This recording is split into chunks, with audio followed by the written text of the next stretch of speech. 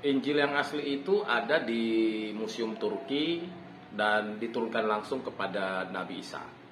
Kalau begitu, apakah Injil yang ada di tangan orang Kristen itu adalah Injil yang sebenarnya?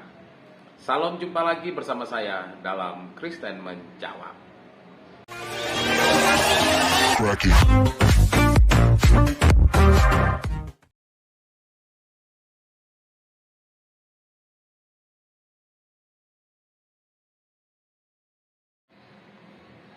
Injil yang asli itu ada di Museum Turki dan diturunkan langsung kepada Nabi Isa. Kalau begitu, apakah Injil yang ada di tangan orang Kristen itu adalah Injil yang sebenarnya? Salam, jumpa lagi bersama saya dalam Kristen Menjawab. Kalau kita melihat pernyataan ini atau pertanyaan ini, pertama-tama kita harus memahami dulu apa itu Injil. Jadi begini, Injil itu atau Evangelion itu adalah kabar baik tentang keselamatan yang datangnya dari Allah melalui diri Yesus Kristus.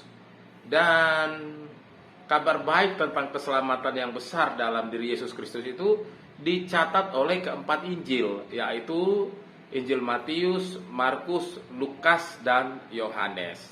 Jadi keempat orang ini adalah merupakan penulis Injil yang sebenarnya. Kalau begitu, mengapa Matius, Markus, dan Lukas mereka adalah penulis Injil yang sebenarnya?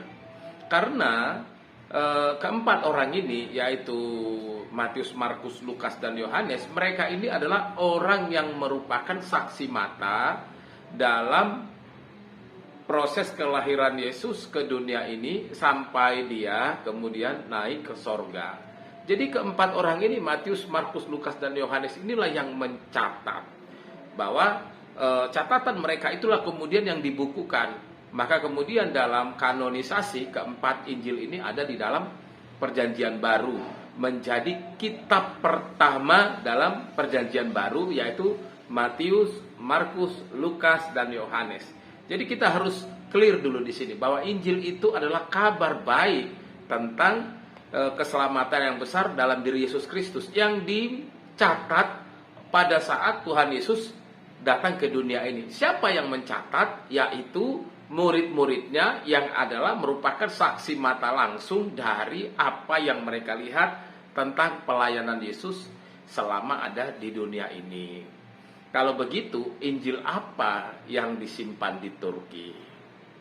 Hanya Anda yang tahu, tapi bagi kami, Injil kami adalah Injil yang berisi tentang keselamatan yang besar dalam diri Yesus Kristus. Dan itu tidak bisa dibantah, dan itu tidak bisa untuk disangkal.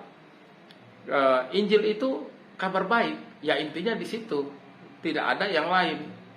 Kalau dia kabar baik tentang keselamatan yang besar yang dari Allah.